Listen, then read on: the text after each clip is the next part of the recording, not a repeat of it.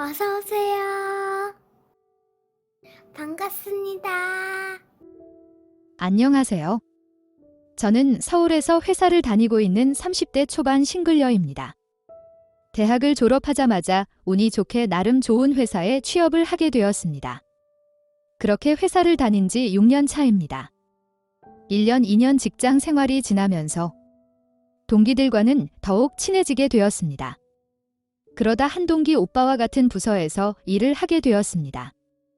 제가 완전히 다른 업무로 옮겨온 경우라서 동기 오빠에게 많은 도움을 받게 되었고, 그러면서 다른 동기들보다 더 친해지게 되었습니다. 동기 오빠에게 여자친구가 있는 줄 알았지만 얼굴이나 이름은 몰랐습니다.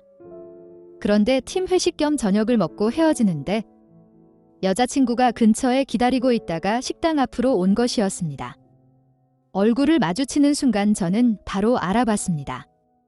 절대 잊을 수 없는 얼굴입니다.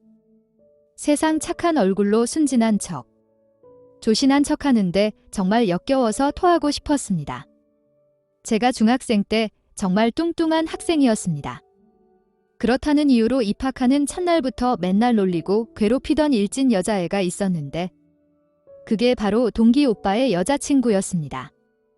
얼굴도 이름도 나이도 심지어 사는 지역도 학교 근처 그대로였습니다. 저를 보고도 인사를 하는데 못 알아보는 것 같았습니다. 그때보다 40kg 이상 빠졌고 얼굴도 많이 변했으며 이름도 개명했기에 못 알아보는 것이 당연했습니다. 정말 착하고 순한 동기 오빠인데 동네에서 알아주던 양아치였던 저런 애랑 만난다는 것이 너무 불쌍해 보였습니다. 그렇다고 지난 과거라고 하면서 이야기해주면서 말하기도 상황이 애매했습니다. 그래서 남일이라고 생각하고 잊으려고 노력하였습니다.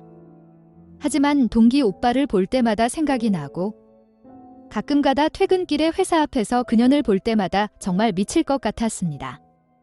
그러다 동기 오빠랑 퇴근하는 길에 또 마주치면서 짧게 대화를 나눈 적이 있습니다. 그러면서 연락처를 주고받게 되었습니다. 그날도 똥 밟았다며 퇴근하는 길에 그년의 메신저를 보게 되었습니다. 그런데 그년의 메신저 소개 문구도 그렇고 프로필 사진에 동기 오빠와 같이 찍은 사진도 없는 것이 꼭 연애 안 하는 것 같은 솔로 느낌이 강하게 들었습니다. 바로 학교 동창들에게 수소문해 보았고 새 남자를 만나면서 어느 남자랑 결혼을 할지 고민 중이라는 것을 알게 되었습니다.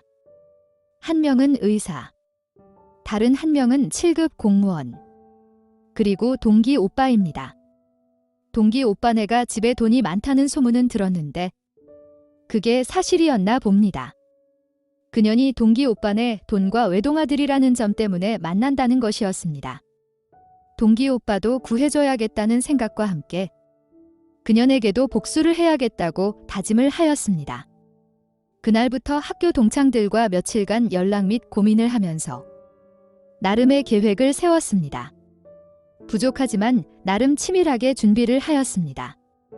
일단 그년에게 연락을 하였습니다. 그리고 간단하게 안부 및 인사를 주고받으면서 제가 옛날 너에게 괴롭힘을 당하면 그 뚱뚱보 여학생이라는 것을 알려주었습니다. 처음에는 믿지 않았지만 사진을 몇 장 보여주면서 믿기 시작했습니다. 한동안은 조심하면서도 동창이라서 너무 좋다며 저한테 친한 척을 하였습니다.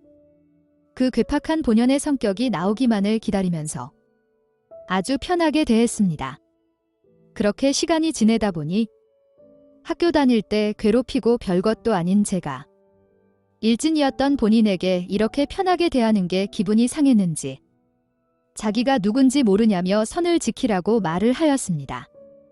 저는 우리가 철없는 중학생도 아니고 30이 넘었는데도 아직 그런 소리 하냐면서 더 무시하고 더 편하게 대했습니다.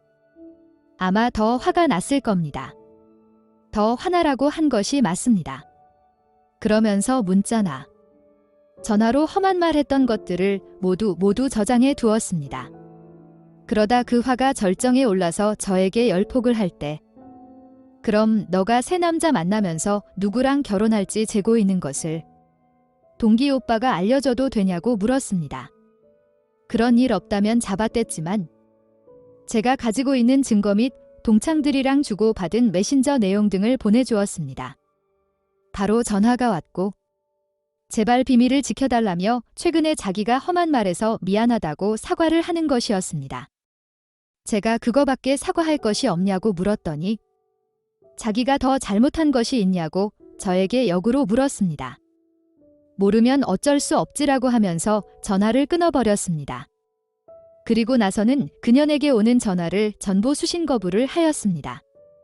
그렇게 며칠이 지나자 회사 앞으로 찾아왔습니다.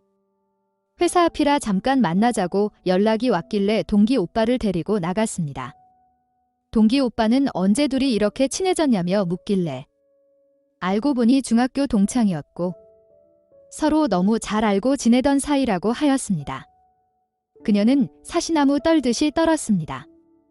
얼굴도 하얗게 되면서 걱정 가득한 얼굴이었습니다. 무슨 일이 있어서 연락도 없이 회사 앞으로 찾아왔냐고 그녀에게 제가 물었습니다.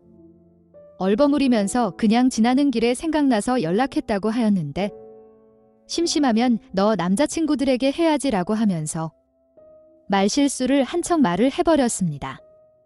더 긴장을 하면서 저를 쳐다봤고 동기 오빠는 못 들었는지 아무 말 없이 그 대화는 넘어갔습니다.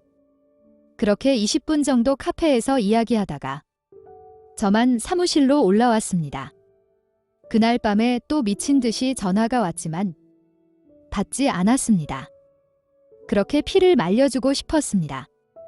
저도 학교 다닐 때 그년 때문에 매일 아침에 일어나는 게 너무 싫었습니다. 일어나면 학교를 가야 했기 때문입니다. 똑같이 느끼게 해주고 싶었습니다. 아마 하루하루가 지옥 같았을 겁니다.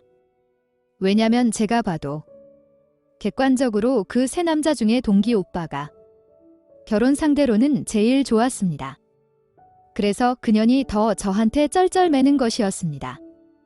아무튼 저는 제 복수도 있지만 동기 오빠와 그년과 결혼을 막을 목적으로 시작한 것이기에 절대 용서해줄 생각이 없었습니다. 이제 동기 오빠와 그년을 어떻게 하면 헤어질 수 있게 할 수 있을지 고민입니다. 그년이 다른 남자와 만나고 있는 장면을 보여주기만 하면 끝인데 그것이 생각보다 어려웠습니다. 하루 종일 그년을 미행하다가 다른 남자를 만나 애정행각을 하는 순간에 동기 오빠를 부를 수도 없고 막막했습니다. 그러다 그년의 SNS에서 자주 가는 카페를 알게 되었고 저도 그 카페에 시간이 날 때마다 회사 여자 동기들과 가서 수다를 떨었습니다. 언젠가 한 번은 만날이라는 생각으로 계속 갔습니다.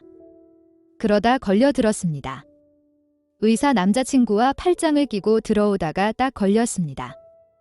제가 큰 소리로 동기 오빠 이름을 대면서 땡땡이 오빠 여자친구 아니었어요? 라고 물었고 회사 여자 동기들이 동시에 다 쳐다봤습니다.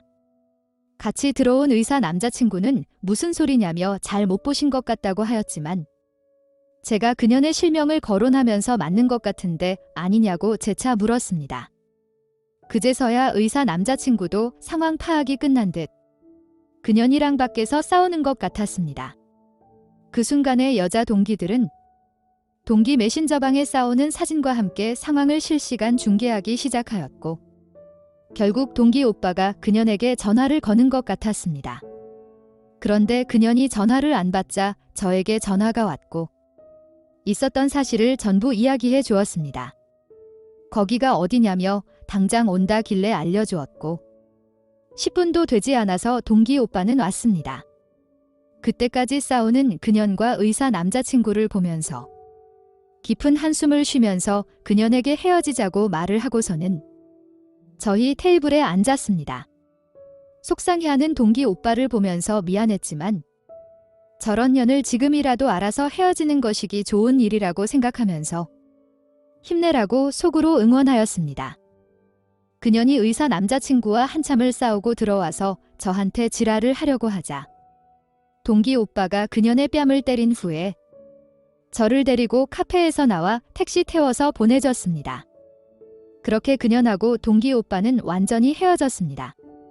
그 후로 전화는 계속 왔지만 이제는 차단을 해놔서 전화가 울리지도 않습니다. 동기 오빠는 꽤 오랫동안 힘들어할 줄 알았는데 얼마 지나지 않아 다른 여자를 만나서 잘 지내고 있습니다. 친구들이 그년 때문에 밤길 조심하라고 그러는데 예전에 제가 아니기에 걱정이 없습니다. 통쾌하게 복수할 수 있어서 너무 좋았습니다. 오늘의 사연은 여기까지입니다. 구독과 좋아요, 알림 설정 부탁드립니다. 긴 글을 읽어주셔서 감사합니다. 구독과 좋아요 꾹꾹 눌러주세요. 꾹꾹.